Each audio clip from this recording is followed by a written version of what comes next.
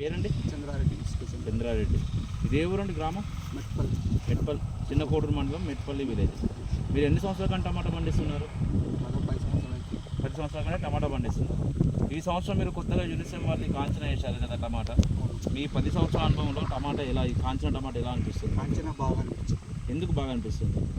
Crop ఎక్కువ వచ్చింది. కాపు ఎక్కువ వచ్చింది. ఎప్పుడైనా డచ్చి పెట్టగలము, ఈసారి అది కొంచెం ఇది కొంచెం పెట్టట్లే, ఇది కొంచెం చాలా మటుకు. రోగాలకు ఎలా ఉంది? రోగాలు చాలా డిఫరెన్స్ పెట్టారు, తట్టుకుంటుంది. రోగాలు మిగతా వాటి మీద బేస్ చేసుకుంటే దీనికి రోగాలు తక్కువ వస్తున్నాయి. కాయ సైజ్ ఎలా ఉంది? కాయ సైజు బాగానే ఉంది, గట్టిగా ఉంది. సైజ్ కూడా ఒకటే రకంగా వస్తుంది. మార్కెట్లో తీసుకెళ్తున్నారు, తీసుకుపోయిన వాళ్ళు మళ్ళీ తీసుకెళ్తున్నారు మార్కెట్. మళ్ళీ తీసుకెళ్తాం. ఎక్కడ నుంచి వచ్చి తీసుకెళ్తున్నారు ఈ టమాటా కోసం వచ్చి? వరంగల్ నర్సంపేట నుండి వచ్చి తీసుకెళ్తారు. కరీంనగర్ కూడా పోతుంది ఈ టమాటా. కరీంనగర్ పోతుంది, అందరూ కూడా తీసుకున్న వాళ్ళు మళ్ళీ వచ్చి తీసుకున్నారు. మీకు ట్రాన్స్పోర్ట్ అవుతుందా టమాటా? దూర ప్రాంత రవాణాకి అనుకూలంగా ఉన్నది కదా. కీపింగ్ క్వాలిటీ కూడా మెత్తపడకుండా, ఎక్కువ రోజులు మెత్తపడకుండా ఎక్కువ రోజులు గట్టిగా ఉంటుంది.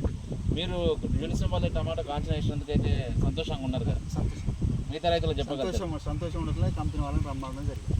మిగతా రైతులకు కూడా, మీ తోటి రైతులకు కూడా మీరు చెప్పండి. ధన్యవాదాలు.